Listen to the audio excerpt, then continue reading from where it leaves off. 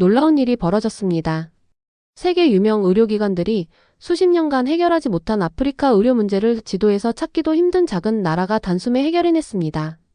의사 한 명이 20만 명을 담당하는 절망적인 상황에서 생존율이 급격히 높아진다는 소식에 현지 전문가들은 믿기 힘들다며 고개를 저었습니다. 그건 절대 불가능한 일입니다. 세계 의료계의 권위자들도 처음엔 눈길조차 주지 않던 동양의 기술에 지금은 그들의 미래를 맡기고 있습니다. 처음엔 거들떠보지도 않았던 그들이 왜 지금은 천문학적인 예산을 쏟아붓고 있을까요? 심지어 WHO가 직접 나서서 이 기술을 세계적으로 확산시키라는 권고까지 내렸다고 합니다. 사연을 통해 케냐와 한국 사이에 펼쳐진 놀라운 의료 혁신 이야기를 함께 알아가 보도록 하겠습니다. 그 전에 잠깐 1초 만에 누를 수 있는 좋아요 버튼을 꾹 눌러주시면 영상 제작에 큰 힘이 됩니다. 그럼 바로 사연 시작하겠습니다.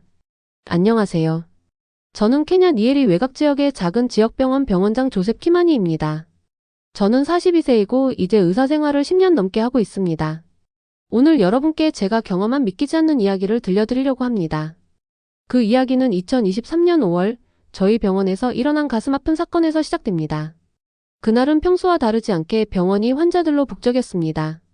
아침 6시부터 진료를 시작했지만 이미 병원 앞에는 50명이 넘는 환자들이 줄을 서 있었어요. 어떤 사람들은 전날 밤부터 기다렸다고 했습니다. 환자들의 얼굴에는 고통과 함께 희망이 섞여 있었습니다. 오늘은 의사 선생님을 만날 수 있을까? 하는 기대감 같은 것이었죠. 키마니 선생님, 오늘도 힘내세요. 응급실에 새 환자가 3명 더 들어왔어요. 우리의 수석 간호사 사라가 커피 한 잔을 건네며 말했습니다. 그녀의 얼굴에서도 피로가 역력했어요. 그도 그럴 것이 우리 병원에는 의사가 저를 포함해 단 2명뿐이었고 간호사도 겨우 5명이 20만 명의 주민들을 담당하고 있었으니까요. 어떤 케이스야? 한 명은 말라리아 의심 환자, 한 명은 교통사고로 다리 골절, 마지막 환자는 사라가 잠시 말을 멈추고 한숨을 쉬었습니다. 임신 8개월차 산모인데 출혈이 심해요. 상태가 매우 위험합니다. 가슴이 철렁 내려앉았습니다. 우리 병원은 제대로 된 산부인과 시설이 없었고 초음파 기계는 일주일 전에 고장난 상태였습니다. 수리기사는 나이로비에서 와야 했는데 빨라야 한 달 뒤에 가능하다고 했어요. 급히 응급실로 달려갔습니다. 20대 중반으로 보이는 젊은 산모가 누워 있었어요. 얼굴은 창백했고 이마에는 식은땀이 맺혀 있었습니다. 옆에는 남편으로 보이는 남성이 불안한 표정으로 서 있었고요. 언제부터 출혈이 시작됐나요? 어제 저녁부터요. 처음에는 괜찮다고 생각했는데 점점 심해져서 남편의 목소리가 떨렸습니다. 산모의 상태를 확인해 보니 태반 조기 박리가 의심되었습니다. 즉시 제왕절개가 필요한 상황이었지만 우리 병원에는 그런 수술을 할 수 있는 제대로 된 장비가 없었습니다. 나이로비 중앙병원으로 이송해야 합니다. 지금 바로요. 그러나 우리에게는 구급차도 없었습니다. 병원에 있는 유일한 차량은 20년 된 트럭뿐이었고 그마저도 지난주에 고장나서 수리 중이었어요. 제 차로 데려가겠습니다. 남편이 말했지만 나이로비까지는 비포장도로로 3시간이 넘게 걸리는 거리였습니다. 산모의 상태로 봤을 때 그 시간을 버틸 수 있을지 의문이었어요. 우리는 할 수 있는 모든 조치를 취했습니다. 수액을 연결하고 산소를 공급하고 출혈을 막기 위한 약을 투여했어요. 하지만 그것만으로는 충분하지 않았습니다. 2시간 후 산모의 상태는 급격히 악화되었습니다. 혈압이 떨어지고 맥박이 불규칙해졌어요. 우리는 응급 수혈을 시도했지만 혈액이 부족했습니다. 이곳에서는 혈액형별로 충분한 혈액을 보관하는 것이 불가능했거든요. 결국 우리는 그녀를 구하지 못했습니다. 의대생 시절 교수님은 항상 말씀하셨습니다. 의사는 죽음에 익숙해져야 한다. 하지만 10년이 지난 지금도 저는 익숙해지지 않았습니다. 특히 이렇게 예방 가능한 죽음 앞에서는요. 그날 밤 모든 환자 진료를 마치고 사무실로 돌아왔을 때는 이미 자정이 넘은 시간이었습니다. 창문 너머로 보이는 어두운 하늘에는 별이 가득했어요. 케냐의 밤하늘은 언제나 아름답습니다. 하지만 그날 밤 그 아름다움조차 제게는 가슴 아픈 아이러니로 다가왔습니다. 책상에 앉아 오늘 사망한 산모의 차트를 보면서 생각했습니다. 이름 아이샤 오메로, 나이 24세, 첫 출산. 그녀는 아이와 함께 살 권리가 있었습니다. 그리고 그녀의 아이는 엄마와 함께 자랄 권리가 있었어요. 하지만 그저 제대로 된 의료 장비와 전문의가 없다는 이유로 그들은 그 권리를 빼앗겼습니다. 저는 손으로 얼굴을 감쌌습니다. 눈물이 흘러내렸어요. 이런 일이 오늘만의 일이 아니었기 때문에 더 괴로웠습니다. 지난달에도 비슷한 이유로 3명의 산모와 5명의 신생아를 잃었습니다. 말라리아, 폐렴, 설사와 같은 치료 가능한 질병으로 죽어가는 어린이들도 셀 수 없이 많았고요. 이렇게 살 수 있는 생명을 잃는 것이 얼마나 더 계속되어야 하는가? 제 자신에게 물었습니다. 하지만 대답은 들리지 않았어요. 사라가 노크 소리와 함께 사무실로 들어왔습니다. 아직도 일하고 계세요? 이제 좀 쉬세요, 선생님. 사라, 우리가 하는 일이 의미가 있을까? 저도 모르게 터져나온 말이었습니다. 사라는 잠시 침묵했다가 천천히 말했어요. 키마니 선생님, 오늘 우리가 구하지 못한 한 명을 생각하기보다 선생님 덕분에 살게 된 수백 명을 생각해 보세요. 그녀의 말은 위로가 되었지만 완전히 제 마음의 무게를 덜어주지는 못했습니다. 다음날 아침 평소와 같이 환자들이 병원을 가득 메웠습니다. 대부분은 말라리아나 호흡기 감염 환자였지만 심각한 질환을 가진 환자들도 있었습니다. 문제는 그들을 제대로 진단할 장비가 없다는 것이었죠. 오전에 한 5살 남자아이가 왔습니다. 고열과 두통 그리고 경련 증상이 있었어요. 말라리아일 수도 있었고 뇌수막염일 수도 있었습니다. 하지만 정확한 진단을 내릴 방법이 없었어요. 우리는 기본적인 말라리아 검사만 할 수 있었고 그 결과에 기대어 치료를 시작해야 했습니다. 의사 선생님, 제 아들이 괜찮아질까요? 아이의 어머니가 불안한 눈으로 물었습니다. 우리가 최선을 다할게요. 저는 그렇게 대답했지만 내심 확신이 없었습니다. 우리의 최선이 충분하지 않을 때가 너무 많았으니까요. 그날 오후 국제의료봉사단체에서 보낸 약품과 물품이 도착했습니다. 말라리아 약, 항생제, 기본적인 의료 소모품들이었어요. 물론 감사한 일이었지만 우리에게 정말 필요한 것은 진단 장비와 전문의였습니다. 창고에 물품을 정리하면서 신문을 읽었어요. 나이로비에서는 최첨단 의료기기를 갖춘 새 병원이 개원한다는 소식이었습니다. 불과 200km 떨어진 곳에서 이렇게 다른 의료 환경이 존재한다는 사실이 아이러니하게 느껴졌어요. 그날 저녁 집으로 돌아가는 길에 마을 어귀에서 아이샤의 장례식이 열리고 있었습니다. 많은 사람들이 모여 기도를 드리고 있었어요. 저는 차를 세우고 조용히 그들과 함께 기도했습니다. 키마니 선생님. 아이샤의 남편이 절 발견하고 다가왔습니다. 그의 눈은 붉었지만 분노보다는 체념이 더 깊게 깔려 있었어요. 당신을 탓하지 않습니다. 당신도 최선을 다했다는 것을 알아요. 그의 말에 더 큰 죄책감이 밀려왔습니다. 최선을 다했지만 그 최선이 너무나 부족했다는 것을 우리 모두가 알고 있었으니까요. 집에 도착했을 때는 이미 깊은 밤이었습니다. 아내 그레이스와 9살 딸 리아, 6살 아들 다니엘은 이미 잠들어 있었어요. 소파에 앉아 그들을 바라보면서 생각했습니다. 만약 내 아이들이 아프다면? 그들에게 최고의 의료 서비스를 받게 해줄 수 있을까? 그 답을 생각하면 가슴이 아팠습니다. 밤새 잠을 이루지 못했습니다. 머릿속에는 오늘 잃은 환자들의 얼굴이 계속 떠올랐어요. 그리고 내일 만날 환자들, 내가 제대로 도울 수 없을지도 모르는 사람들. 새벽녘 결심했습니다. 이대로는 안 된다고. 무언가 변화가 필요했습니다. 하지만 어떻게? 우리 병원의 예산은 턱없이 부족했고 정부의 지원도 기대하기 어려웠습니다. 국제 원조 단체들은 이미 그들이 할 수 있는 한도 내에서 지원을 하고 있었고요. 답이 없어 보였습니다. 다음 날 아침 병원에 도착하자마자 응급실로 달려갔습니다. 어제 입원한 5살 남자아이의 상태가 악화되었다는 소식을 들었거든요. 아이는 산소 마스크를 쓰고 있었고 몸은 경련을 일으키고 있었습니다. 말라리아 약물 치료에 반응하지 않고 있었어요. 아마도 우리의 초기 진단이 틀렸을 가능성이 컸습니다. 뇌CT 촬영이 필요해요. 제 동료 의사 무토니가 말했습니다. 하지만 우리 병원에는 CT 스캐너가 없었습니다. 가장 가까운 CT 시설은 3시간 거리에 있었고 아이의 상태는 그 이동을 견딜 수 없을 것 같았어요. 우리는 경험과 제한된 검사 결과만으로 진단을 내려야 했습니다. 결국 뇌수막염으로 가정하고 항생제 치료를 시작했지만 확신이 없었어요. 모든 것이 추측에 기반한 치료였습니다. 그날 오후 다행히 아이의 경련이 줄어들었습니다. 하지만 그가 완전히 회복될지 후유증은 없을지 아무도 확신할 수 없었어요. 사무실로 돌아와 창밖을 바라보았습니다. 니에리의 아름다운 풍경이 펼쳐져 있었어요. 푸른 산과 들판 그리고 멀리 보이는 마을들.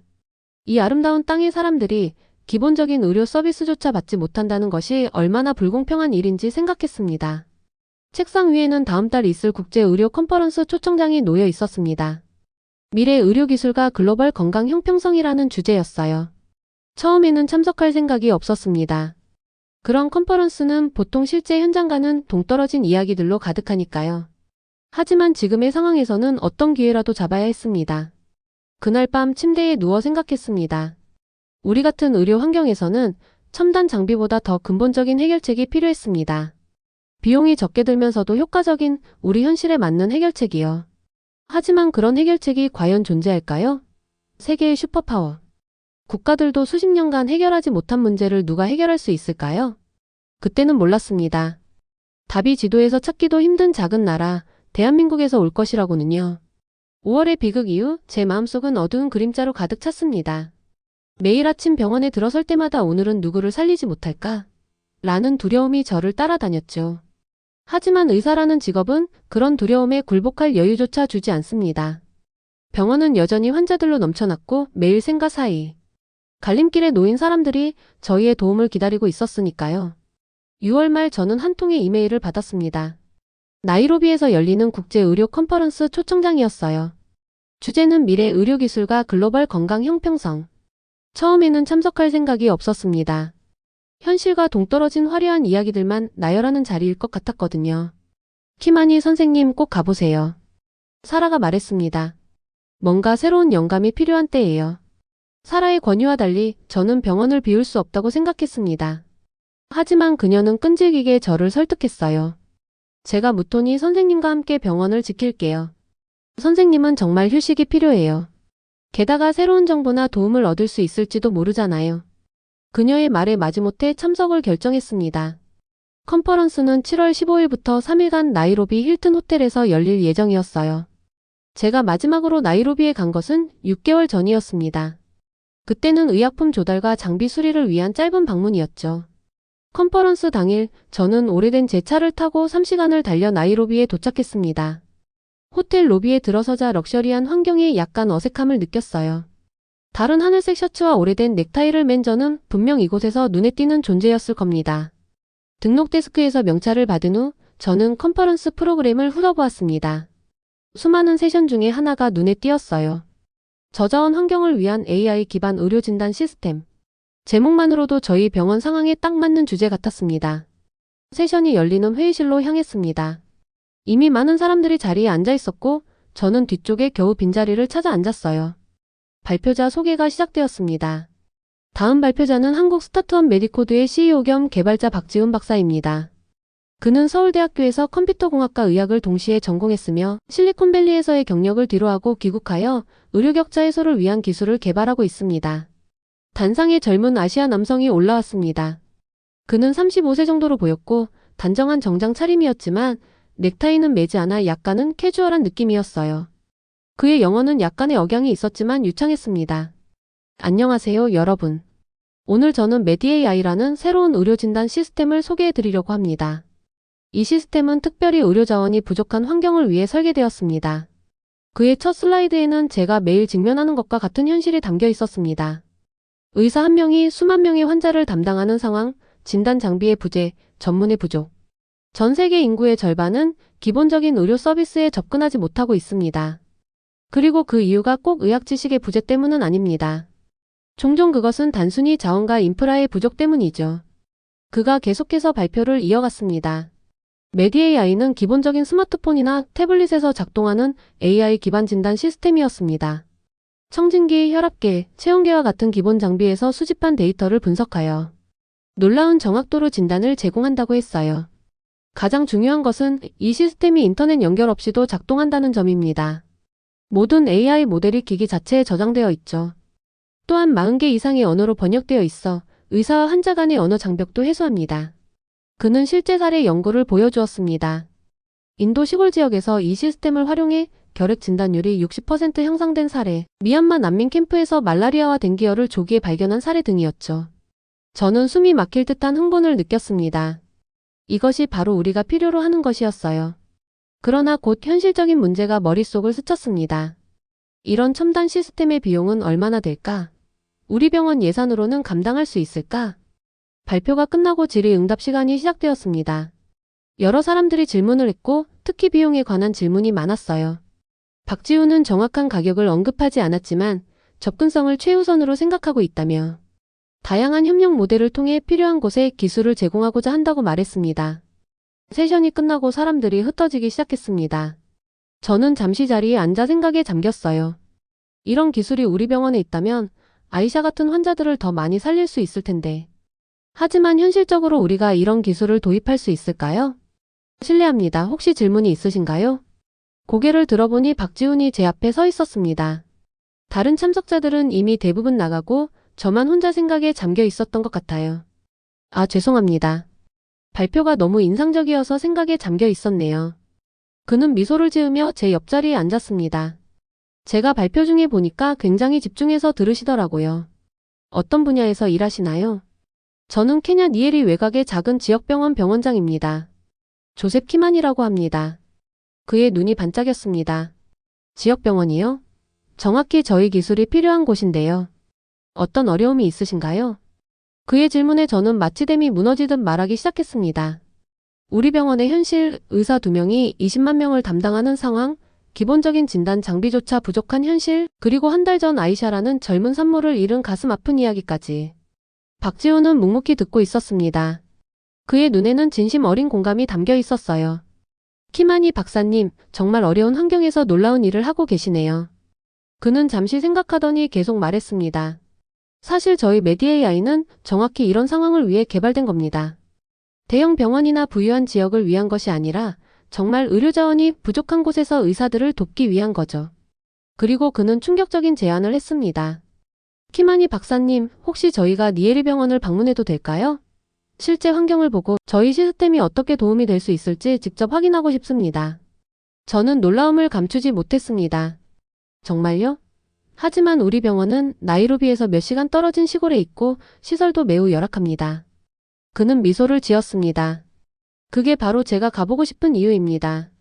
저희 기술이 실험실이나 컨퍼런스장이 아닌 실제 현장에서 작동해야 의미가 있으니까요. 그날 저녁 우리는 호텔 로비에서 더 오랫동안 이야기를 나눴습니다. 박지호는 자신의 이야기를 들려주었어요. 그는 의대생 시절 아프리카 의료봉사에 참여했었고 그때 의료기술 접근성의 불평등을 직접 목격했다고 했습니다. 그때 결심했어요. 언젠가는 누구나 어디서나 접근할 수 있는 의료기술을 만들겠다고요.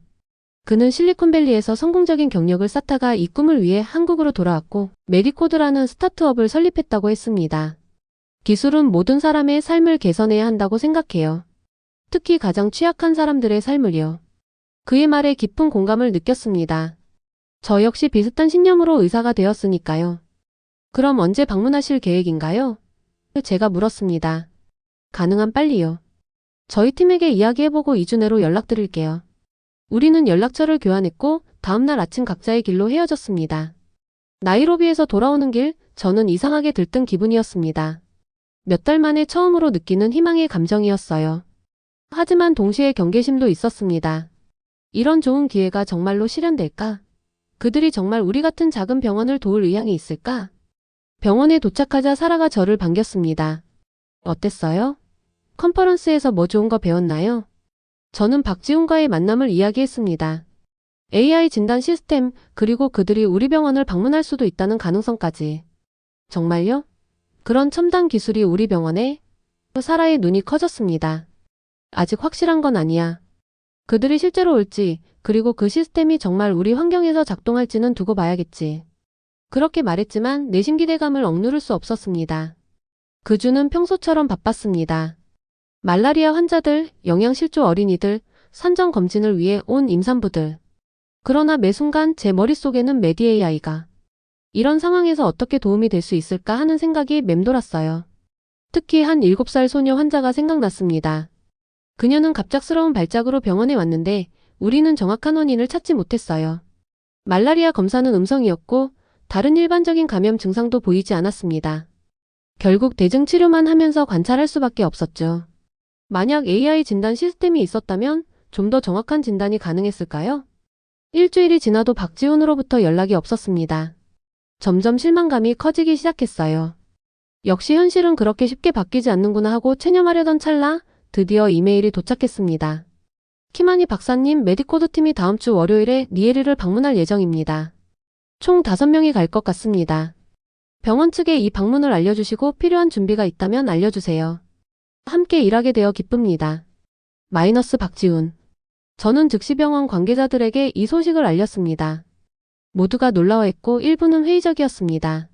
한국에서 오는 사람들이 우리 환경을 어떻게 이해할 수 있을까요? 무토니 의사가 물었습니다. 그들의 기술이 정말 우리에게 도움이 될까요? 아니면 그냥 그들의 기술을 실험하기 위한 것 아닐까요? 저도 그런 의문이 없지 않았지만 박지훈과의 대화에서 느낀 진정성을 믿고 싶었습니다.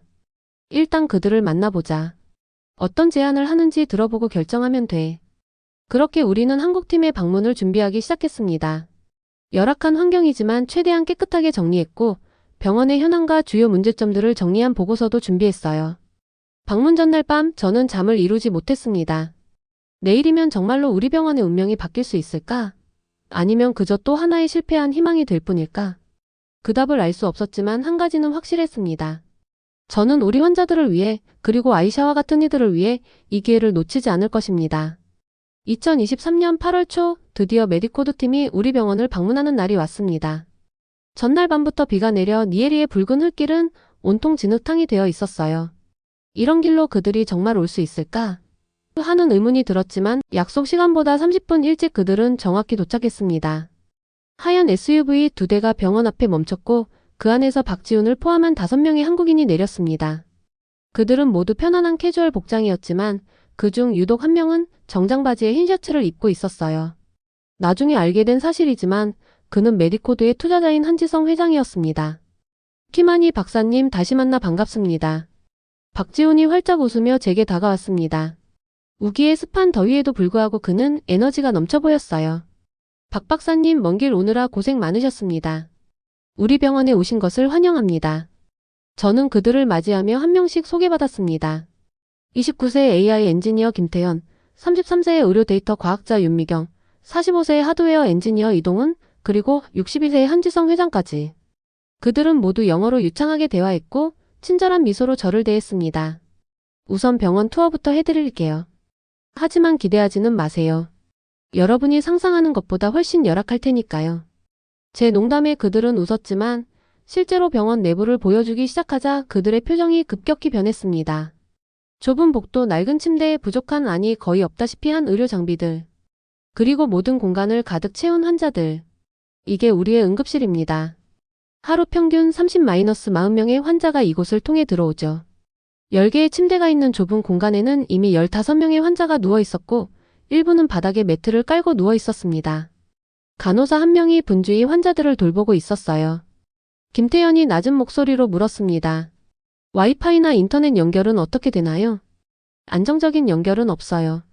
때때로 모바일 데이터가 잡히지만 비가 오거나 구름이 많은 날에는 연결이 끊기곤 해요. 그의 얼굴에 걱정이 스쳤습니다. 우리가 진료실로 이동하는 동안 갑자기 불이 꺼졌어요. 정전입니다. 하루에 2-3번씩 일어나는 일이에요. 보통 30분에서 2시간 정도 지속되죠. 이동훈 엔지니어가 잠시 생각에 잠긴 듯 했습니다. 그는 수첩을 꺼내 무언가를 빠르게 메모하기 시작했어요. 다음으로 우리는 검사실로 이동했습니다. 그곳에는 오래된 현미경 하나와 기본적인 혈액 검사 장비만 있었어요. 이게 전부인가요? 윤미경이 놀란 표정으로 물었습니다. 네, CT나 MRI는 말할 것도 없고 단순 X-레이 기계도 없어요. 작년에 고장났는데 수리할 돈이 없었거든요. 한지성 회장이 깊은 한숨을 내쉬었습니다. 그의 얼굴에는 충격과 함께 결의가 서려 있었어요. 투어를 마치고 우리는 제 사무실에 모였습니다. 작은 선풍기 하나가 겨우 더위를 식히는 좁은 공간이었지만 그래도 병원에서 가장 쾌적한 곳이었죠. 솔직히 말씀드리겠습니다. 박지훈이 입을 열었습니다. 상황이 생각보다 더 열악하네요. 하지만 동시에 이곳이야말로 우리 기술이 가장 필요한 곳이라는 것도 분명합니다. 그러나 김태현은 다른 의견이었습니다. 지훈 형, 현실적으로 생각해봐요. 여기서는 우리 시스템이 작동하기 어려울 것 같아요. 안정적인 전력 공급도 없고 인터넷도 연결이 불안정하고 게다가 이 습도와 먼지는 우리 장비에 치명적일 수 있어요. 윤미경도 걱정스럽게 덧붙였습니다. 우리 AI 모델이 아프리카 특유의 질병 패턴을 인식할 수 있을지도 의문이에요. 지금까지 학습한 데이터는 주로 아시아와 유럽, 북미 환자들의 것이었으니까요. 저는 조용히 그들의 대화를 지켜보았습니다. 그들의 우려는 충분히 이해할 수 있었어요. 이곳은 첨단 기술이 작동하기에 최악의 환경이었으니까요. 내심 실망감이 밀려왔지만 어쩔 수 없는 현실이라고 생각했습니다. 그때 이동훈이 말했습니다. 솔라 패널과 배터리 시스템을 도입하면 전력 문제는 해결할 수 있을 것 같아요. 케냐는 일조량이 풍부하니까요. 한지성 회장도 의견을 내놓았습니다. 장비 보호를 위한 특수 케이스와 냉각 시스템도 설계할 수 있을 겁니다. 비슷한 환경의 다른 프로젝트에서 사용했던 방법이 있어요. 김태현이 여전히 회의적인 표정으로 말했습니다. 그래도 인터넷 문제는 어떻게 해결하죠?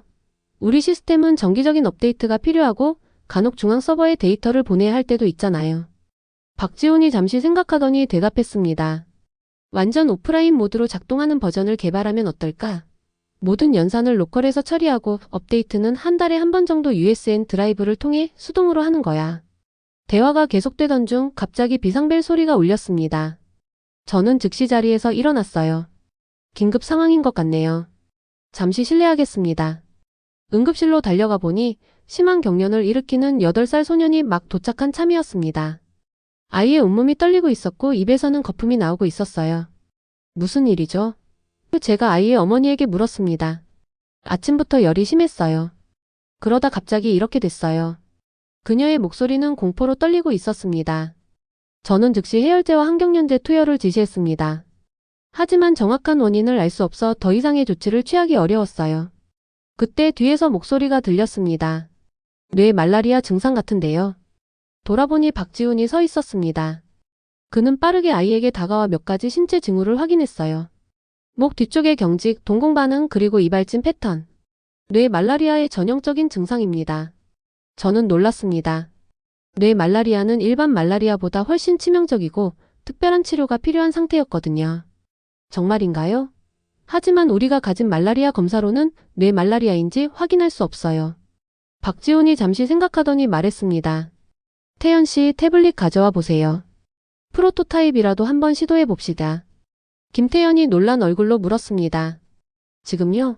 하지만 아직 테스트도 제대로 안 된. 사람 목숨이 걸린 문제예요. 시도라도 해봐야죠. 김태연은 재빨리 가방에서 태블릿을 꺼내 박지훈에게 건넸습니다. 박지훈은 몇 가지 앱을 실행시킨 후 태블릿의 카메라로 아이의 눈, 피부, 그리고 몸 전체를 스캔하기 시작했어요. 이건 메디AI의 프로토타입 버전입니다. 아직 완전하지는 않지만 기본적인 진단 기능은 작동해요. 잠시 후 태블릿 화면의 결과가 나타났습니다. 뇌 말라리아 가능성 92%. 즉시 동맥퀴닌 투여가 필요합니다. 박지훈이 말했어요.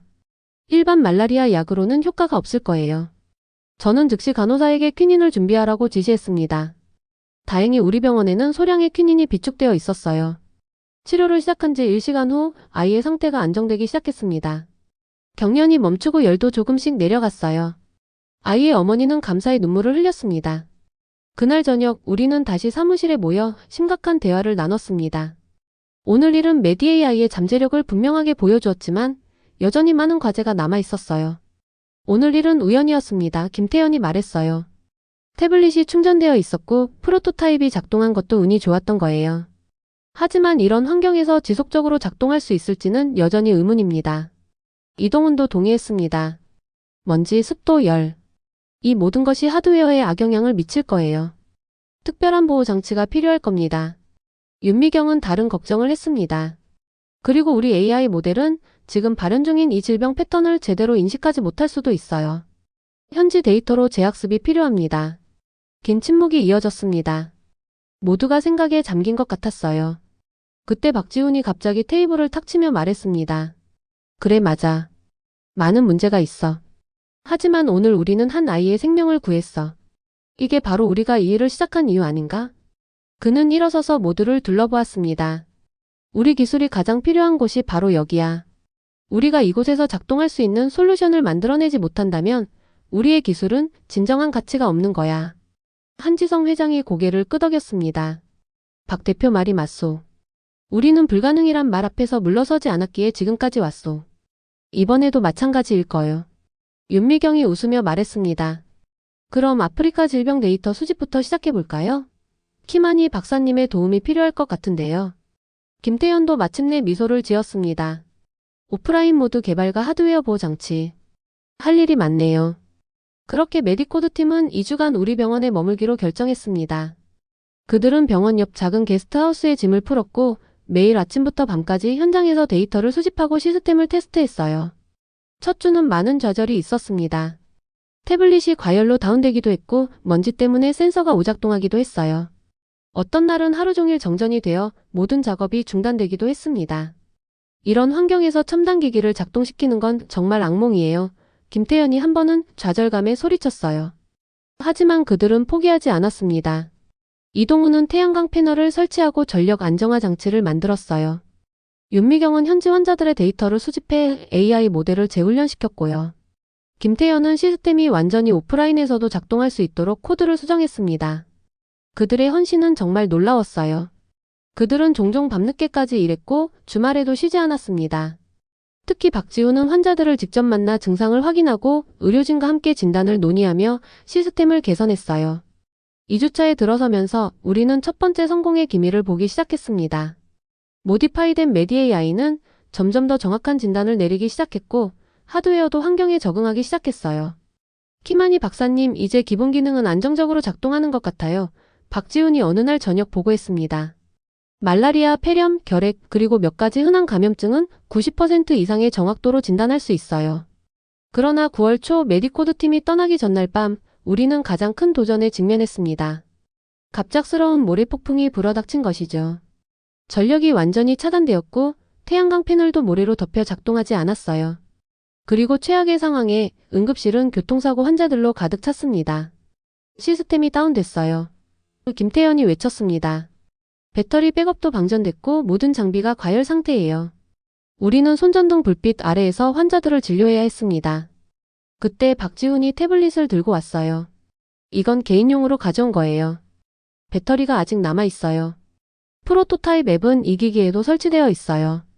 한 명 한 명 우리는 환자들을 스캔하고 메디AI의 진단을 참고하며 치료했습니다.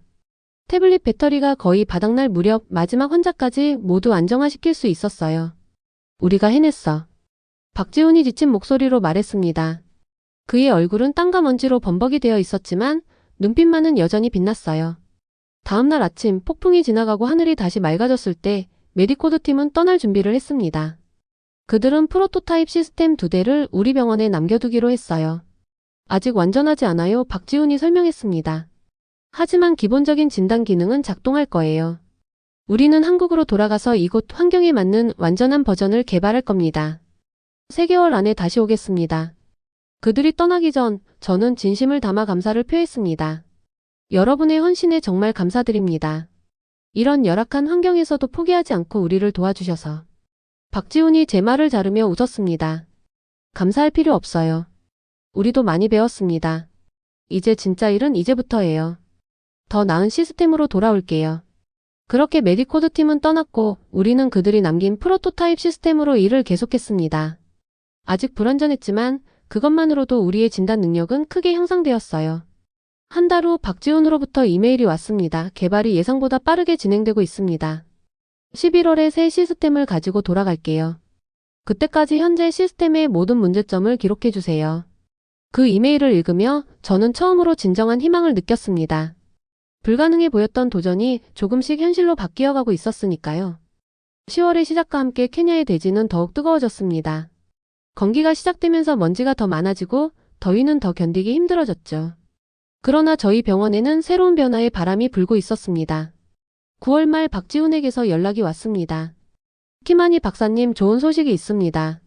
저희 팀이 다음 주에 돌아갑니다. 이번엔 한 달 동안 머물 예정이에요. 완전히 새로운 시스템을 가져갑니다. 정말 그들은 약속대로 10월 첫째 주에 돌아왔습니다. 이전과 달리 이번에는 장비를 가득 실은 트럭 2대와 함께였어요. 첫 방문 때보다 팀도 더 커졌습니다. 원래 멤버 5명에 추가로 3명의 엔지니어가 합류했더군요. 그리고 놀랍게도 그들 중에는 케냐인 IT 전문가 레일라 오마리도 있었습니다. 나이로비에서 그녀를 만났어요. 박지훈이 설명했습니다. 그녀의 지역 지식과 기술적 능력이 우리 프로젝트에 큰 도움이 될 것 같았거든요. 레일라는 25살의 젊은 여성으로 나이로비 대학에서 컴퓨터 과학을 전공했습니다. 그녀의 눈빛에는 열정과 결의가 가득했어요. 키마니 박사님, 제가 자라난 마을도 이곳과 비슷한 의료 문제를 가지고 있어요. 이 프로젝트가 성공한다면 케냐 전역의 의료 환경을 바꿀 수 있을 거예요. 그들이 가져온 장비를 보고 저는 놀랐습니다. 태양광 패널, 특수 제작된 방진방수 케이스에 담긴 태블릿, 그리고 여러 의료 센서들. 모두 케냐의 극한 환경을 견디기 위해 특별히 설계된 것들이었어요. 와, 이 모든 것을 단 한 달 만에 준비하셨나요? 박지훈이 웃으며 대답했습니다. 사실 저희 팀은 거의 밤을 새워가며 일했어요. 특히 김태현은 AI 모델을 개선하기 위해 몇 주 동안 집에도 안 들어갔다고요.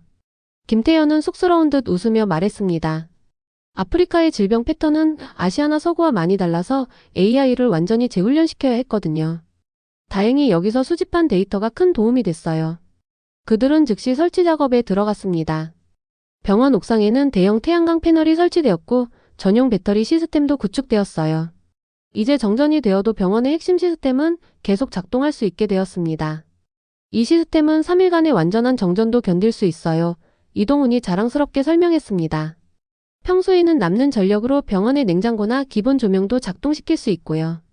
병원 내부에는 특수 제작된 메디-AI 스테이션이 설치되었습니다. 먼지와 습기를 차단하는 특수 케이스에 담긴 컴퓨터 시스템이었어요. 주요 진료실마다 방진방수 태블릿도 배치되었고요. 이것들은 일반 태블릿이 아니에요. 김태현이 설명했습니다. 고온과 먼지에 강하도록 특별히 설계했고 케이스는 1.5m 높이에서 떨어뜨려도 깨지지 않아요. 무엇보다 모든 진단 AI가 기기 내부에 저장되어 있어 인터넷 연결 없이도 작동합니다. 가장 인상적인 것은 인터페이스였습니다. 이전 버전은 영어로만 작동했지만 새 버전은 스와힐리어와 현지 방언까지 지원했어요. 심지어 음성 입력도 가능해서 글을 읽지 못하는 환자도 사용할 수 있었습니다. 레일라의 공헌이 컸어요. 윤미경이 말했습니다. 그녀가 현지 언어와 문화적 뉘앙스를 모두 시스템에 반영했거든요. 설치가 완료된 후 그들은 저희 의료진에게 사용법을 가르쳤습니다. 놀랍게도 시스템은 매우 직관적이었어요. 복잡한 메뉴 대신 몇 번의 터치만으로 필요한 기능을 사용할 수 있었습니다. 우리는 의료진들이 이미 바쁘다는 걸 알아요. 박지훈이 설명했습니다. 시스템이 시간을 절약해주지 않으면 의미가 없죠. 그래서 최대한 간단하게 만들었어요. 실제 환자들과 함께 시스템을 테스트하기 시작했습니다. 처음에는 의료진들이 약간 어색해했지만 금세 적응했어요. 특히 시스템이 정확한 진단을 내리기 시작하면서 신뢰도가 빠르게 올라갔습니다. 열흘 정도 지났을 때 첫 번째 큰 성공 사례가 있었습니다. 6살 소녀가 고열과 발진으로 병원에 왔는데 초기 증상만으로는 일반적인 바이러스 감염과 구별하기 어려웠어요. 하지만 메디-AI는 95% 확률로 댕기열을 진단했습니다. 댕기열이 맞는 것 같아요. 무토니 의사가 말했습니다. 하지만 이 지역에서는 드문 질병인데 확신하기가. 그러나 혈액 검사 결과 정말로 댕기열이었습니다. 조기에 정확한 진단을 내릴 수 있었기에 적절한 치료를 시작할 수 있었고 소녀는 빠르게 회복되었어요. 이 소식이 지역 사회에 퍼지면서 병원을 찾는 환자가 더 많아졌습니다. 이전에는 멀리 나이로비까지 가야 했던 환자들이 이제는 우리 병원을 믿고 찾아오기 시작한 거죠. 메디코드 팀은 계속해서 시스템을 개선했습니다. 그들은 매일 환자들을 직접 만나고 의료진의 피드백을 수집했어요. 가장 인상적이었던 것은 그들이 현지 주민들과 함께 생활하며 그들의 필요를 이해하려 노력했다는 점입니다.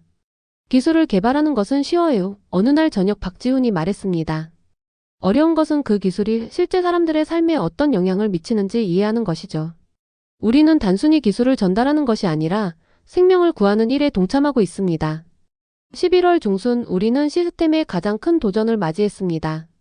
병원의 고열과 호흡곤란을 보이는 환자들이 갑자기 증가한 것이죠. 일반적인 폐렴 증상이었지만 메디-AI는 이상한 패턴을 감지했습니다. 이 증상들이 표준 폐렴 패턴과 약간 다릅니다. 시스템이 알렸어요. 집단 발병 가능성 78%. 추가 검사 권장. 우리는 추가 검사를 실시했고 결과적으로 특정 유형의 폐렴이 지역적으로 확산되고 있다는 것을 발견했습니다. 이 정보를 바탕으로 저희는 신속하게 대응할 수 있었고 더 큰 확산을 막을 수 있었어요. AI가 지역적 패턴을 감지한 거예요. 김태현이 흥분해서 말했습니다. 여러 환자의 데이터를 종합해서 더 큰 그림을 볼 수 있게 된 거죠. 윤미경도 기뻐했습니다. 이건 정말 놀라운 발전이에요.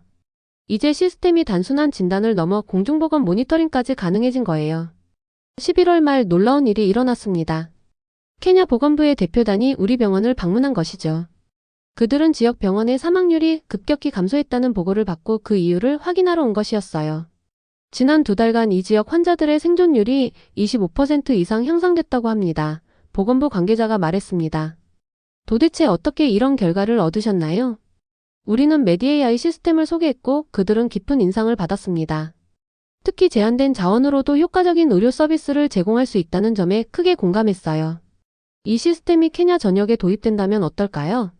관계자 중 한 명이 물었습니다. 박지훈은 조심스럽게 대답했습니다. 그것이 저희의 최종 목표이긴 합니다. 하지만 아직 더 많은 테스트와 개선이 필요해요. 그리고 무엇보다 이 시스템은 의사를 대체하는 것이 아니라 보조하는 역할이라는 점을 강조하고 싶습니다. 그 말에 저는 깊이 공감했습니다. 메디-AI는 정말로 저희의 능력을 증폭시켰어요. 이제 저희는 더 많은 환자를 더 정확하게 진단할 수 있게 되었고 그 결과 더 많은 생명을 구할 수 있게 되었으니까요. 12월이 되자 메디코드 팀은 한국으로 돌아갈 준비를 했습니다. 하지만 그들은 떠나기 전에 마지막 선물을 남겼어요. 바로 현지 인재 양성 프로그램이었습니다. 저희가 없어도 시스템이 지속적으로 운영될 수 있어야 해요. 박지훈이 설명했습니다. 그래서 현지 인력을 교육하기로 했습니다. 레일라 오마리는 메디코드의 정식 직원이 되어 케냐 현지 운영을 담당하게 되었습니다. 그리고 그녀는 주변 지역의 청년 10명을 선발해 시스템 관리와 기본적인 유지보수 방법을 가르쳤어요. 이 기술이 우리 케냐의 것이 되게 하고 싶어요. 레일라가 말했습니다. 외부의 도움에만 의존해서는 지속 가능한 변화를 만들 수 없으니까요. 박지훈도 동의했습니다. 진정한 성공은 우리가 없어도 이 시스템이 계속 작동하고 발전하는 것이에요. 그래서 기술 이전이 가장 중요합니다. 그들이 떠나기 전날 밤 우리는 작은 송별회를 열었습니다. 병원 뒤뜰에서 바베큐를 하며 지난 3개월간의 여정을 되돌아보았어요. 처음 왔을 때가 생각나요? 김태현이 웃으며 말했습니다. 저는 이곳에서 우리 기술이 작동할 거라고 전혀 믿지 않았어요. 하지만 이제는 제가 틀렸다는 게 정말 기뻐요. 윤미경도 감성적인 순간을 나눴습니다. 이곳에서 만난 환자들, 특히 아이들이 건강을 되찾는 모습을 볼 때마다 저희가 하는 일의 의미를 느꼈어요. 이동훈은 기술적인 성취를 자랑스러워했습니다. 사막의 먼지와 고온에서도 작동하는 시스템을 만들었다는 것. 이것은 다른 어떤 프로젝트보다 큰 도전이었고 그만큼 큰 성취였습니다. 한지성 회장은 미래를 바라보았습니다. 이것은 시작에 불과합니다. 이 모델이 성공적으로 증명된다면 우리는 더 많은 나라로 확장할 수 있을 거예요. 전 세계의 의료 격차를 해소하는 데 기여할 수 있겠죠. 마지막으로 박지훈이 소감을 말했습니다. 키마니 박사님, 저희에게 이런 기회를 주셔서 감사합니다. 사실 저희가 기술을 제공했다고 생각할 수 있지만 실제로는 저희가 더 많은 것을 배웠어요. 어떻게 기술이 진정으로 사람들의 삶을 변화시킬 수 있는지를 말이죠. 제가 응답했습니다. 고마워해야 할 사람은 저입니다. 여러분이 가져온 변화는 말로 표현할 수 없을 정도예요. 이제 우리는 매일 더 많은 생명을 구할 수 있게 되었으니까요. 그날 밤 케냐의 별이 빛나는 하늘 아래에서 우리는 단순한 기술적 협력을 넘어선 진정한 우정을 나눴습니다. 서로 다른 나라, 다른 문화에서 왔지만 모두 같은 목표를 향해 함께 일했다는 사실이 우리를 하나로 묶었어요. 다음 날 아침 그들은 떠났지만 그들의 영향력은 남았습니다. 이제 우리 병원에는 메디-AI 시스템이 완벽하게 작동하고 있었고 레일라를 중심으로 한 현지 팀이 그것을 관리하고 있었어요. 12월 내내 우리는 시스템을 적극적으로 활용했습니다. 이전에는 진단하기 어려웠던 복잡한 질병들도 이제는 빠르고 정확하게 파악할 수 있게 되었어요. 덕분에 적절한 치료를 조기에 시작할 수 있었고 그 결과 환자들의 예후도 크게 개선되었습니다. 크리스마스 이브, 저는 홀로 병원에 남아 지난 몇 개월간의 통계를 검토했습니다. 결과는 놀라웠어요. 환자 생존율이 30% 이상 향상되었고 특히 아동 사망률은 절반 가까이 감소했습니다. 산모 사망률도 현저히 줄어들었고요. 이 모든 것이 단지 몇 개의 태블릿과 태양광 패널, 그리고 그 안에 담긴 한국의 기술 덕분이었습니다. 하지만 더 중요한 것은 그 기술을 현실에 맞게 적응시키고 현지의 필요에 맞춰 혁신적으로 변화시킨 사람들의 헌신이었어요. 창밖으로 보이는 별이 빛나는 하늘을 바라보며 저는 생각했습니다. 이제 우리는 혼자가 아니다. 비록 거리는 멀지만 우리는 이제 더 큰 세계와 연결되어 있다. 그리고 그 연결이 가져온 변화는 이제 막 시작되고 있었습니다. 새해가 밝았습니다. 2024년 1월 메디-AI 시스템은 이제 우리 병원의 일상적인 부분이 되어가고 있었어요. 한 달이 넘는 시간 동안 시스템을 사용하면서 우리 의료진들은 점점 더 이 기술에 익숙해지고 있었습니다. 레일라는 매주 화요일마다 의료진들을 위한 교육 세션을 진행했어요. 생각보다 배우기 쉬웠습니다. 태블릿에서 환자의 증상을 입력하고 필요한 검사를 수행하면 AI가 가능한 진단 목록을 확률과 함께 보여주는 방식이었죠. 최종 결정은 항상 의사가 내리는 구조였습니다. 이건 마법이 아니라 도구예요. 레일라가 항상 강조했습니다. 의사의 판단을 대체하는 것이 아니라 더 나은 판단을 내릴 수 있도록 돕는 거죠. 1월 중순 우리는 첫 번째 큰 도전에 직면했습니다. 연이은 과부하로 메인 서버가 다운된 것이죠. 태블릿들은 여전히 기본 기능을 수행할 수 있었지만 새로운 데이터를 학습하거나 업데이트하는 기능은 작동하지 않았어요. 서버를 다시 시작해봤는데 작동하지 않아요? 레일라가 걱정스럽게 말했습니다. 하드웨어 문제인 것 같아요. 우리는 즉시 한국팀에 연락했고 화상통화를 통해 김태현의 지시를 받아 문제 해결을 시도했습니다. 하지만 특정 부품 교체가 필요한 상황이었어요. 내일 아침 첫 비행기로 부품을 보내드릴게요. 김태현이 약속했습니다. 그때까지는 태블릿들만으로 진료를 계속하세요. 이 작은 위기는 오히려 긍정적인 결과를 가져왔습니다. 서버가 다운되었음에도 불구하고 시스템이 계속 작동했다는 사실이 시스템의 견고함을 증명했거든요. 게다가 우리는 레일라와 현지팀이 얼마나 빠르게 대응할 수 있는지도 확인했습니다. 서버 문제가 해결된 직후 우리는 새로운 도전을 맞이했습니다. 1월 말 갑작스러운 모래 폭풍이 지역을 강타했어요. 태양광 패널이 모래로 덮이면서 전력 생산이 크게 감소했고 몇몇 외부 센서들이 손상되었습니다. 이런 먼지는 전자장비의 천적이에요. 레일라가 한숨을 쉬며 말했습니다. 패널을 청소하고 손상된 센서를 교체해야 해요. 하루 종일 시스템 복구 작업을 진행했지만 그동안에도 병원은 계속 환자들로 붐볐습니다. 폭풍 후에는 항상 호흡기 질환자들이 증가하니까요. 메디-AI 없이 진료하려니 얼마나 어려웠는지 모릅니다. 그동안 얼마나 이 시스템에 의존하게 되었는지 실감했어요. 저녁이 되어서야 시스템이 정상화되었습니다. 그때 응급실로 한 어린 소녀가 실려왔어요. 5살 정도로 보이는 아마라 키오코라는 아이였습니다. 고열과 심한 두통, 구토 증상을 보이고 있었죠. 3일 전부터 열이 있었어요. 그녀의 어머니가 떨리는 목소리로 말했습니다. 오늘 갑자기 의식을 잃었다가 깨어났는데 심하게 아프다고 해요. 기본적인 말라리아 검사를 실시했고 양성 반응이 나왔습니다. 일반적인 상황이라면 표준 말라리아 치료를 시작했겠지만 이번에는 메디-AI를 사용해 보기로 했어요. 태블릿으로 아이의 상태를 스캔하고 증상을 입력하자 놀라운 결과가 나왔습니다. 뇌 말라리아 가능성 87%, 즉시 특수치료 권장. 뇌 말라리아는 일반 말라리아보다 훨씬 위험한 합병증으로 신속하게 대처하지 않으면 치명적일 수 있습니다. 우리는 즉시 집중치료를 시작했어요. 메디-AI가 없었다면 이 진단을 이렇게 빨리 내리지 못했을 거예요. 무토니 의사가 말했습니다. 우리는 아마 표준 말라리아 프로토콜을 따라갔을 테고 그 시간 지연이. 그는 말을 끝맺지 않았지만 우리 모두 그 의미를 알고 있었습니다. 시간 지연은 아이의 생명을 위험에 빠뜨릴 수 있었어요. 48시간의 집중치료 후 아마라의 상태는 크게 호전되었습니다. 그녀의 어머니는 감사의 눈물을 흘리며 제 손을 꼭 잡았습니다. 당신이 우리 아이를 살렸어요, 선생님. 저만이 아니에요, 제가 말했습니다. 우리 팀과. 이 새로운 기술 덕분이죠. 그녀는 호기심 어린 눈으로 태블릿을 바라보았습니다. 그게 뭐예요? 마법인가요? 저는 웃으며 대답했습니다. 어떤 의미에서는 맞아요. 하지만 이건 한국에서 온 과학적 마법이에요.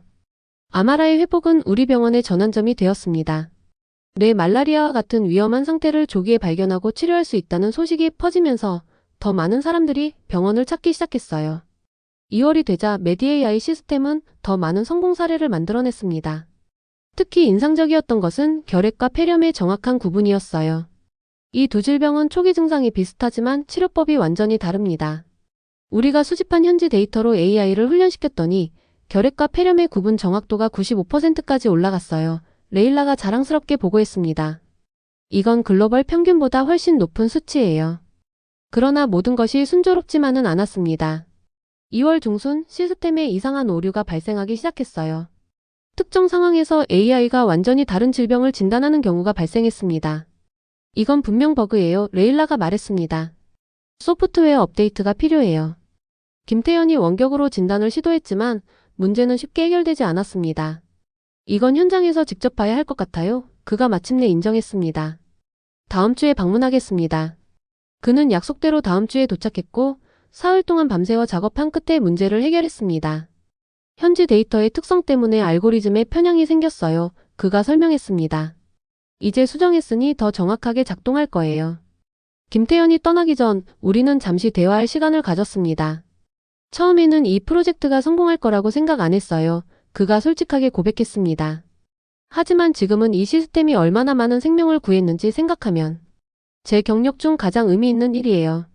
우리도 처음에는 반신반의했어요. 제가 대답했습니다. 하지만 이제는 이 기술 없이 진료하는 것을 상상할 수 없어요. 김태현이 떠난 후 3월이 되었습니다. 우리는 메디-AI 시스템 도입 후 첫 분기 결과를 분석했어요. 결과는 놀라웠습니다. 입원 환자 사망률이 27% 감소했어요. 사라가 보고했습니다. 특히 5세 미만 아동의 생존율이 35% 이상 향상되었고요. 이 통계는 우리가 느끼고 있던 변화를 수치로 확인해 주었습니다. 우리는 정말로 더 많은 생명을 구하고 있었던 거죠. 3월 중순 케냐 보건부 장관인 데이비드 무트리가 직접 우리 병원을 방문했습니다. 그는 메디-AI 시스템에 큰 관심을 보였어요. 이 기술을 다른 지역 병원에도 도입할 수 있을까요? 그가 물었습니다. 기술적으로는 가능합니다. 레일라가 대답했습니다. 하지만 각 지역의 특성에 맞게 시스템을 조정하는 과정이 필요해요. 장관은 깊이 고개를 끄덕였습니다. 이것은 단순한 기술 도입이 아니라 우리 의료 시스템의 패러다임을 바꾸는 혁신입니다. 정부 차원에서 지원 방안을 검토하겠습니다. 그의 방문 이후 우리 병원은 갑자기 주목을 받기 시작했습니다. 다른 지역의 의사들이 시스템을 보러 왔고 심지어 국제의료단체의 대표들도 방문했어요. 한 WHO 담당자는 이렇게 말했습니다. 이것은 의료자원이 부족한 지역에서 첨단 기술을 효과적으로 활용하는 모범 사례입니다. 다른 개발도상국에도 적용할 수 있는 모델이 될 수 있어요. 3월 말 우리 병원에 특별한 손님이 찾아왔습니다. 바로 아마라와 그녀의 어머니였어요. 아마라는 이제 완전히 회복되어 활기차게 뛰어다니고 있었습니다. 선생님께 감사 인사를 드리고 싶었어요. 그녀의 어머니가 말했습니다. 그리고 아마라가 그림을 그려왔어요. 아마라는 수줍게 그림을 건넸습니다. 그 그림에는 환자를 돌보는 의사와 그 옆에 빛나는 태블릿이 그려져 있었어요. 저는 그 순간 가슴이 뭉클했습니다. 고마워 아마라. 정말 멋진 그림이구나. 그녀는 밝게 웃었고 그 웃음은 우리가 하는 모든 일의 이유를 다시 한번 상기시켜 주었습니다. 그날 저녁 사무실에서 홀로 남아 생각에 잠겼습니다. 1년 전 저는 거의 절망적인 상태에 있었어요. 너무 많은 환자, 너무 적은 자원, 그리고 너무 자주 느껴지는 무력감. 하지만 지금은 모든 것이 달라졌습니다. 제 책상 위에는 아마라의 그림이 놓여 있었고 컴퓨터 화면에는 병원의 개선된 통계가 표시되어 있었어요. 그리고 제 마음속에는 미래에 대한 새로운 희망이 자리 잡고 있었습니다. 이전에는 경험과 직감에 의존해야 했지만 이제는 과학적이고 정확한 진단 도구가 우리를 돕고 있습니다. 제가 작성 중이던 보고서의 적은 문장이었습니다. 하지만 그것은 단순한 보고서 문구 이상의 의미를 가지고 있었어요. 그것은 우리 병원의 새로운 현실이었습니다. 사라가 노크 소리와 함께 병원 사무실로 들어왔습니다. 아직도 일하고 계세요? 그녀가 물었습니다. 내일 나이로비에서 열리는 의료 컨퍼런스 발표 자료를 준비하고 있어요. 제가 대답했습니다. 박지훈 박사와 함께 메디-AI 프로젝트 성과를 발표하거든요. 사라가 미소를 지었습니다. 누가 상상이나 했겠어요? 우리 작은 병원이 이제는 다른 사람들에게 모범이 될 줄은. 세상은 참 빠르게 변하네요. 제가 동의했습니다. 그녀는 잠시 생각에 잠긴 듯 했다가 물었습니다. 그런데 키마니 선생님, 이 모든 것이 어떻게 시작된 건지 다시 한번 말해줄 수 있을까요? 그 컨퍼런스에서 박지훈 박사를 만났던 이야기요. 저는 의자에 기대 앉았습니다. 그건 정말 운명 같은 만남이었어요. 사실 처음에는 그 컨퍼런스에 가지 않으려고 했거든요. 그렇게 저는 사라에게 지난 9개월간의 여정을 다시 이야기했습니다. 첫 만남부터 초기의 의심, 수많은 도전과 실패, 그리고 마침내 찾아온 성공까지. 이야기를 마치자 사라가 말했습니다. 때로는 가장 어려운 시기에 가장 큰 기회가 찾아오나 봐요. 그런 것 같아요. 제가 동의했습니다. 그리고 그 기회를 잡을 용기가 중요한 것 같고요. 창밖으로 케냐의 별이 빛나는 밤하늘이 보였습니다. 같은 하늘 아래 지구 반대편에 있는 한국팀도 이 성공을 함께 나누고 있겠죠. 메디-AI 시스템이 우리 병원에 온 지 불과 3개월 만에 우리는 이미 수백 명의 생명을, 아마라와 같은 어린 생명들을 구했습니다. 그리고 이것은 시작에 불과했어요. 내일 저는 나이로비로 가서 이 성공 이야기를 더 많은 사람들과 나눌 것입니다. 그리고 그 다음에는 아마도 더 많은 병원, 더 많은 지역, 더 많은 국가로 이 혁신이 퍼져나갈 것입니다. 한때는 불가능해 보였던 꿈이 이제는 현실이 되었습니다.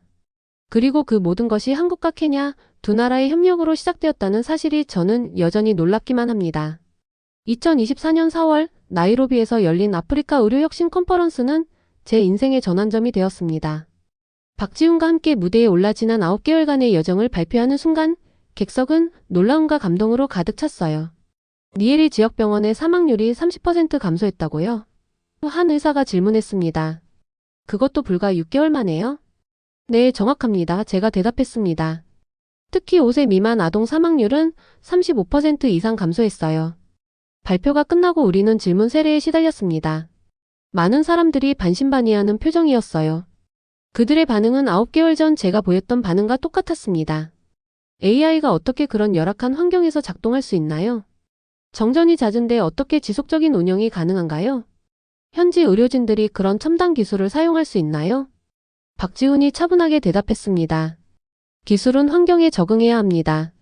우리는 이 시스템을 케냐의 특수한 상황에 맞게 설계했어요. 태양광 발전, 오프라인 작동, 현지 언어 지원. 이 모든 것이 핵심이었습니다. 컨퍼런스 후 많은 병원장들이 우리에게 접근했습니다. 그들도 자신의 병원에 이 시스템을 도입하고 싶어 했어요. 우리 병원은 더 외딴 지역에 있어요. 거기서도 가능할까요? 태블릿 몇 대가 필요한가요? 비용은 어느 정도인가요? 모두가 궁금해하는 것은 같았습니다. 이 기적이 그들의 병원에서도 일어날 수 있을까? 컨퍼런스가 끝난 후 케냐 보건부는 공식적으로 메디코드와 협력 계약을 체결했습니다. 첫 단계로 니에리 주변 5개 병원에 메디AI를 도입하기로 한 것이죠. 이것은 단순한 기술 도입이 아니라 우리 의료 시스템의 패러다임을 바꾸는 혁신입니다. 데이비드 무트리 보건부 장관이 기자회견에서 선언했습니다. 한국의 메디코드와 함께 우리는 케냐 의료의 새로운 장을 열어가고 있습니다. 4월 말 저는 처음으로 니에리를 떠나 다른 병원들을 방문하기 시작했습니다. 메디AI 시스템의 확산을 돕기 위해서였죠. 첫 방문지는 니에리에서 100km 떨어진 메루 지역병원이었어요. 그곳 상황은 우리 병원보다 더 열악했습니다. 의사는 단 1명, 그리고 간호사 3명이 15만 명의 인구를 담당하고 있었어요. 우리는 매일 불가능한 선택을 해야 합니다. 카밀리 병원장이 말했습니다. 누구를 먼저 치료할지, 제한된 약품을 누구에게 줄지.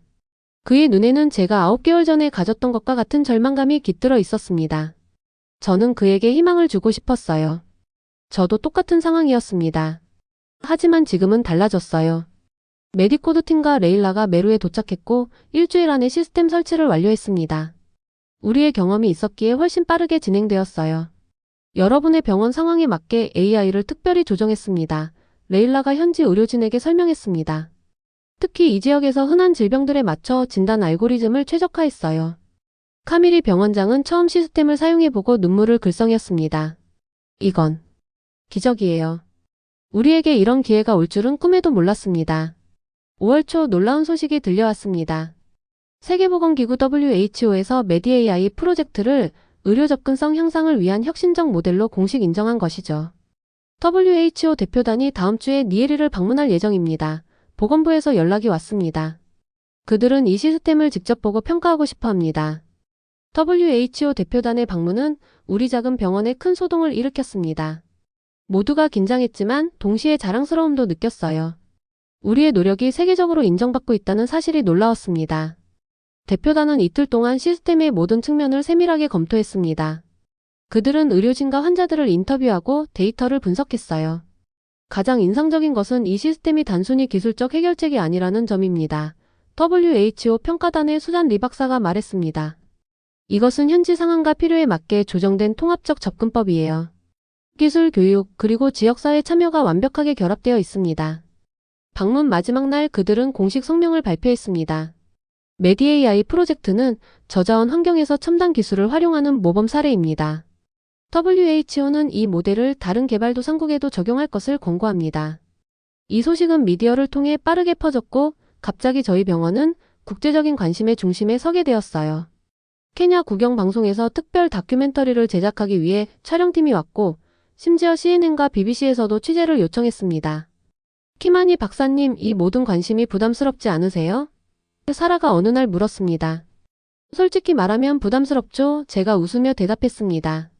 하지만 이 관심이 더 많은 생명을 구하는 데 도움이 된다면 기꺼이 감수할 가치가 있어요. 6월 초 박지훈으로부터 흥미로운 제안이 왔습니다. 키마니 박사님, 7월에 서울에서 열리는 글로벌 의료 AI 서밋에 기조 연설자로 함께 참여해 주실 수 있을까요? 저는 놀라움을 감추지 못했습니다. 서울요? 제가요?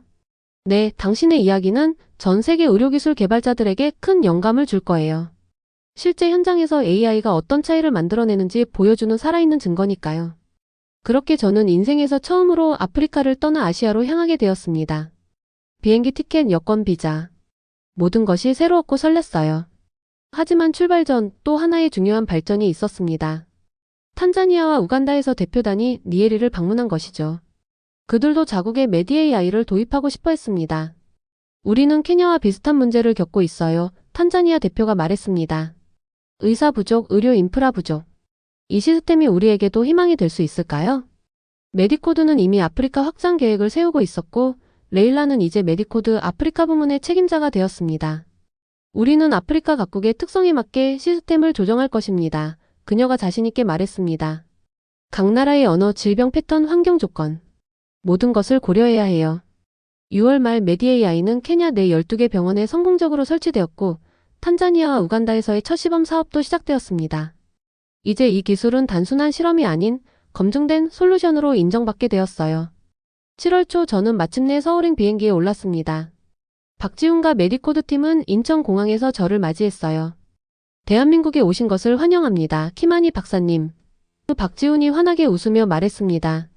서울은 제가 상상했던 것보다 훨씬 더 현대적이고 활기찼습니다. 고층 빌딩들, 빠른 지하철, 그리고 어디서나 볼 수 있는 첨단 기술들. 이곳이 메디AI의 고향이라는 사실이 더욱 실감났어요.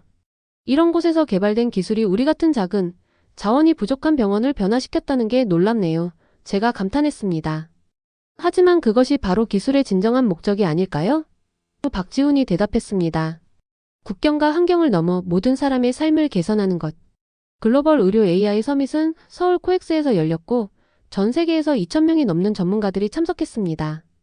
기조연설 시간, 저는 박지훈과 함께 무대에 올랐어요. 오늘 저희는 기술이 어떻게 의료 불평등을 해소할 수 있는지에 대한 실제 사례를 공유하고자 합니다. 박지훈이 말문을 열었습니다. 그리고 저는 우리의 이야기를 들려주었습니다. 처음에 절망에서 시작해 컨퍼런스에서의 우연한 만남, 초기의 의심과 도전, 그리고 마침내 찾아온 성공까지. 이전에는 경험과 직감에 의존해야 했지만 이제는 과학적이고 정확한 진단 도구가 우리를 돕고 있습니다. 제가 말했습니다. 그 결과 우리는 더 많은 생명을 구할 수 있게 되었어요. 제 발표가 끝나자 객석에서는 기립박수가 터져나왔습니다. 많은 사람들의 눈에 감동의 눈물이 맺혀 있었어요. 질의응답 시간, 한 참석자가 물었습니다. 이 프로젝트에서 가장 큰 교훈은 무엇이었나요? 박지훈이 잠시 생각하더니 대답했습니다. 기술의 진정한 가치는 가장 필요한 곳에서 발휘될 때 빛난다는 것입니다.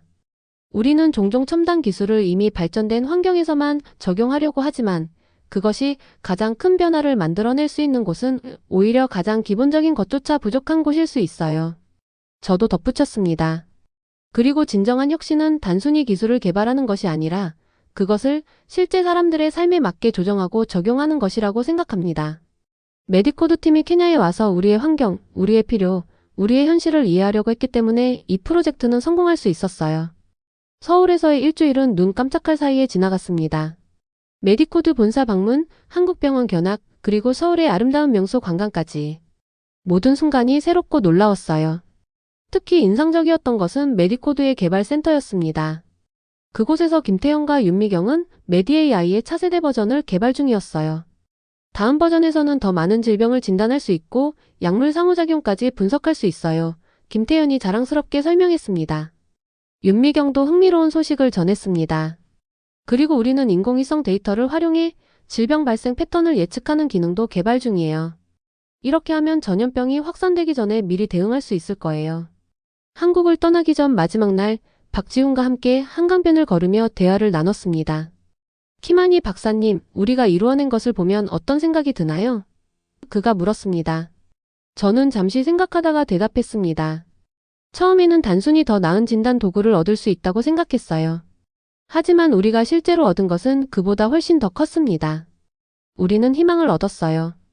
그리고 그 희망이 이제 다른 병원들, 다른 나라들로 퍼져나가고 있죠. 저도 비슷한 생각이에요. 박지훈이 미소 지었습니다. 이것은 단순한 기술 협력이 아니라 진정한 인간적 연결이었습니다. 케냐와 한국 두 나라가 서로의 강점을 나누면서 함께 성장한 거죠. 한강 위로 석양이 물들기 시작했습니다. 저는 케냐로 돌아가면 또 다른 도전들이 기다리고 있다는 것을 알고 있었어요. 하지만 이제는 그 도전들을 혼자 맞서지 않아도 된다는 확신이 있었습니다. 이제 곧 케냐로 돌아가시는군요. 박지훈이 말했습니다. 네, 하지만 이것은 끝이 아니라 새로운 시작이라고 생각해요. 제가 대답했습니다. 우리 앞에는 아직 많은 일들이 기다리고 있으니까요. 맞습니다. 이것은 단지 첫 번째 장일 뿐이에요. 박지훈이 동의했습니다.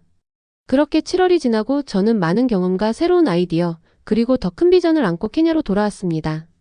메디AI는 이제 단순한 의료 도구를 넘어 아프리카 의료 환경을 변화시키는 혁명의 시작점이 되었습니다. 그리고 이 모든 것은 불과 1년 전 나이로비의 한 컨퍼런스에서 시작되었다는 사실이 여전히 저에게는 기적처럼 느껴졌습니다.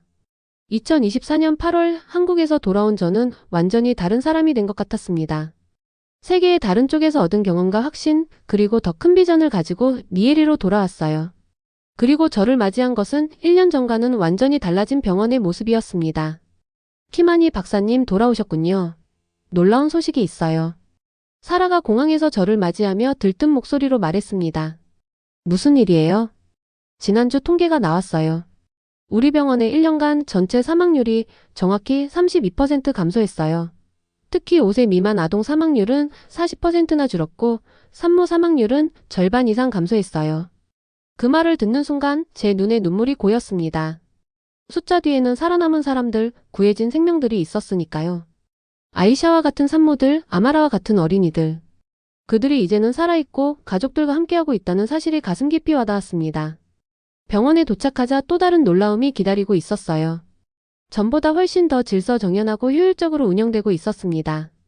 대기실은 여전히 환자들로 가득했지만 혼란스러움은 사라졌어요.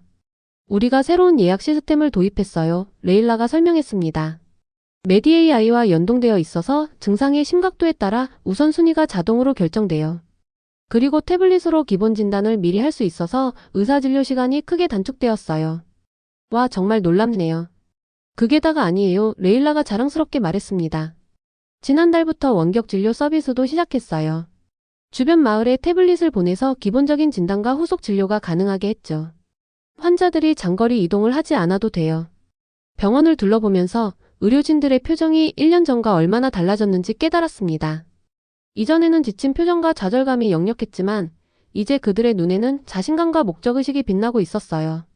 이제 우리는 일의 압박에 짓눌리기보다 실제로 환자들을 치료하고 도울 수 있게 되었어요. 무토니 의사가 말했습니다. 정확한 진단을 내릴 수 있다는 확신이 있으니까요. 8월 말 메디코드 케냐 법인 개소식이 나이로비에서 열렸습니다. 박지훈과 한국팀이 다시 케냐를 방문했고 이제 그들은 단순한 방문자가 아닌 이 나라의 뿌리를 내리는 동반자가 되었어요. 우리는 단순히 기술을 제공하는 것이 아니라 현지에서 지속 가능한 의료 혁신 생태계를 만들고 있습니다. 박지훈이 개소식 연설에서 말했습니다. 이를 위해 현지 인재 양성에 집중하고 있으며 이미 25명의 케냐인 직원을 고용하고 교육했습니다. 레일라는 이제 메디코드 케냐의 운영 책임자가 되었고 그녀의 팀은 계속 확장되고 있었습니다. 놀랍게도 그들은 케냐 대학들과 협력하여 AI 의료기술자 양성 프로그램도 시작했어요. 우리 목표는 5년 내에 100명의 현지 AI 의료기술 전문가를 양성하는 것입니다. 레일라가 발표했습니다. 그들이 우리 기술의 현지화와 지속적인 개선을 이끌어갈 거예요. 9월 우리는 메디AI 시스템 설치 1주년을 기념하는 작은 행사를 열었습니다. 지역 주민들, 환자들, 그리고 의료진들이 모두 모였어요. 특별히 초대된 손님 중에는 아마라와 그녀의 가족도 있었습니다. 행사에서 아마라는 무대 위로 올라와 제게 꽃다발을 건넸습니다. 이제 6살이 된 그녀는 건강하고 활기찬 모습이었어요. 키마니 선생님과 한국에서 온 친구들 덕분에 제가 지금 여기 있어요. 그녀가 마이크에 대고 수줍게 말했습니다. 고맙습니다. 그 순간 저는 제가 왜 의사가 되었는지 그리고 이 모든 도전과 어려움이 왜 같이 있었는지를 다시 한번 깨달았습니다. 10월 유엔에서 놀라운 소식이 전해졌습니다. 메디AI 프로젝트가 지속가능 발전 목표 SDGs 달성에 기여한 혁신적 사례로 선정된 것이죠. 특히 SDG3 건강과 웰빙과 SDG17 목표 달성을 위한 파트너십 부문에서 높은 평가를 받았습니다. 이 프로젝트는 기술 혁신이 어떻게 의료 불평등을 해소하고 개발도상국의 건강 결과를 개선할 수 있는지 보여주는 탁월한 사례입니다. 유엔 평가위원회의 보고서에 적혀 있었습니다. 11월 우리는 또 다른 중요한 이정표를 달성했습니다. 메디-AI 시스템이 케냐 내 신계병원에 설치된 것이죠. 그리고 탄자니아, 우간다, 루안다, 에티오피아 등 주변국으로도 확산되기 시작했습니다. 이것은 아프리카 의료의 새로운 시대의 시작입니다. 데이비드 무트리 케냐 보건부 장관이 언론 인터뷰에서 말했습니다. 한국과의 협력을 통해 우리는 기술 격차를 뛰어넘어 모든 국민에게 질 높은 의료 서비스를 제공하는 꿈에 한 걸음 더 다가섰습니다. 12월 메디코드와 케냐 정부는 더 큰 프로젝트를 발표했습니다. 디지털 헬스허브라는 이름의 연구센터를 나이로비에 설립한다는 것이었어요. 이 센터는 아프리카 특유의 의료 문제를 해결하기 위한 AI 및 디지털 헬스 솔루션을 연구하고 개발할 예정이었습니다. 우리는 더 이상 기술을 단순히 수입하는 것이 아니라 우리 자신의 해결책을 만들어낼 것입니다. 레일라가 자랑스럽게 발표했습니다. 2025년 1월 새해가 밝았습니다. 지난 1년 반 동안의 변화를 돌아보니 거의 꿈만 같았습니다. 한때 절망과 무력감에 빠져있던 저희 병원은 이제 케냐 의료 혁신의 상징이 되었어요. 키마니 박사님, 오늘 특별한 손님이 오신대요. 사라가 어느 날 아침 알려주었습니다. 누구요? 직접 만나보세요. 그녀가 미소 지으며 말했습니다. 사무실에 들어가니 놀랍게도 나이로비 의과대학에서 온 젊은 학생들 10명이 기다리고 있었습니다. 안녕하세요, 키마니 박사님. 저희는 의대 마지막 학년 학생들입니다. 그들 중 한 명이 말했습니다. 저희가 인턴십을 위해 이곳에 지원했어요. 저는 놀라움을 감출 수 없었습니다. 과거에는 어떤 젊은 의사도 이런 시골 병원에 오기를 꺼려했거든요. 그들은 모두 더 나은 환경과 기회가 있는 도시나 해외로 떠나길 원했었습니다. 왜 하필 이곳을 선택한 거죠? 제가 물었습니다. 메디-AI 시스템과 함께 일하는 법을 배우고 싶어서요. 한 학생이 대답했습니다. 이것이 의료의 미래라고 생각합니다. 또 다른 학생이 덧붙였습니다. 그리고 키마니 박사님처럼 되고 싶어서요. 기술을 통해 정말로 우리나라 사람들의 삶을 변화시키는 의사가 되고 싶습니다. 그 말을 듣는 순간 제 가슴은 자부심과 감동으로 가득 찼습니다. 변화는 단순히 통계와 숫자에만 있는 것이 아니었습니다. 그것은 사람들의 마음과 꿈에도 있었어요. 2월 박지훈이 다시 케냐를 방문했습니다. 이번에는 메디-AI의 2.0 버전을 소개하기 위해서였어요. 새 버전은 더 많은 질병을 진단할 수 있고 약물 상호작용까지 분석할 수 있었습니다. 또한 질병 발생 패턴을 예측하는 기능도 추가되었어요. 이것은 단순한 진단 도구가 아니라 이제는 전체 의료 시스템을 지원하는 플랫폼입니다. 박지훈이 설명했습니다. 박지훈과 함께 저녁 식사를 하면서 우리는 지난 시간을 돌아보았습니다. 처음 이곳에 왔을 때를 기억하세요? 그가 물었습니다. 모든 것이 불가능해 보였어요. 네, 그때는 단 하루만 정전 없이 지나가는 것도 기적처럼 느껴졌죠. 제가 웃으며 대답했습니다. 그런데 보세요. 우리가 이루어낸 것들을. 함께요. 그래요. 함께 제가 공감했습니다. 한국의 기술과 케냐의 열정이 만나서 이루어낸 기적이죠. 3월 메디코드와 저는 공동으로 디지털 의료 접근성 재단을 설립했습니다. 이 재단의 목적은 메디-AI 시술이 아직 도달하지 못한 더 외딴 지역까지 기술을 확장하는 것이었어요. 모든 케냐인, 나아가 모든 아프리카인이 질 높은 의료 서비스에 접근할 수 있어야 합니다. 제가 재단 출범식에서 말했습니다. 기술은 더 이상 장벽이 아니라 그 목표를 달성하기 위한 다리가 되어야 합니다. 4월 현재 메디-AI 시스템은 케냐와 주변국의 100개 이상의 병원에 설치되어 있고 그 수는 계속 증가하고 있습니다. 우리의 작은 니에리 병원은 이제 디지털 헬스 교육 센터로도 기능하며 다른 병원의 의료진들이 이곳에서 교육을 받고 있어요. 매일 아침 병원에 들어서면서 저는 잠시 멈춰 서서 변화를 음미합니다. 대기실에는 여전히 많은 환자들이 있지만 그들의 눈에는 이제 희망이 빛나고 있습니다. 의료진들은 자신감 있게 움직이고 환자 차트 대신 태블릿을 들고 다니며 정확한 정보에 기반한 결정을 내립니다. 그리고 가장 중요한 것은 이제 더 이상 저희가 살릴 수 있었을 텐데라는 말을 하지 않게 되었다는 것입니다. 이제 우리는 할 수 있는 모든 것을 다 하고 있으니까요. 오늘 아침 새로운 산모가 병원에 왔습니다. 고위험 임신으로 진단된 그녀는 예전 같았으면 즉시 나이로비로 이송해야 했을 거예요. 하지만 이제 우리는 메디-AI의 지원을 받아 그녀를 여기서 안전하게 치료할 수 있습니다. 걱정 마세요. 제가 그녀에게 말했습니다. 우리가 당신과 아기를 잘 돌볼 거예요. 그녀의 눈에서 안도감이 느껴졌습니다. 그리고 그 순간 저는 다시 한번 깨달았습니다. 한국의 기술이 우리 케냐의 미래를 바꾸고 있다는 것을. 그들은 우리에게 단순한 도구가 아닌 희망을 주었습니다. 메디-AI 태블릿을 들고 병실로 들어가면서 저는 환자 한 명 한 명의 얼굴을 바라봅니다. 이제 그들을 대할 때마다 더 이상 무력감이나 부족함을 느끼지 않습니다. 대신 자신감과 희망을 느낍니다. 우리가 정말로 변화를 만들어내고 있다는 확신을요. 그리고 이 모든 것이 불과 2년 전 나이로비의 한 컨퍼런스에서 우연히 만난 한국인 의사와의 대화로 시작되었다는 사실이 여전히 저에게는 기적처럼 느껴집니다. 오늘 저녁 업데이트된 통계를 검토하면서 미소를 짓습니다. 숫자 뒤에는 이야기가 있고 살아남은 사람들이 있고 희망이 있습니다. 그리고 그 희망은 이제 케냐를 넘어 전체 아프리카 대륙으로 퍼져가고 있습니다. 한국과 케냐의 협력은 단순한 기술 전달을 넘어 진정한 상생의 모델이 되었습니다. 우리는 함께 불가능을 가능으로 바꾸었고 그 과정에서 서로에게서 배웠습니다. 창밖으로 떠오르는 달을 바라보며 생각합니다. 같은 달이 한국에서도 보일 텐데 아마도 박지훈과 그의 팀도 이 성공을 자랑스러워하고 있겠지요. 우리는 비록 먼 거리에 있지만 같은 비전과 목표로 연결되어 있습니다. 의료 혁신의 새로운 시대가 시작되었습니다. 그리고 저는 이 여정의 일부가 될 수 있어 감사함을 느낍니다.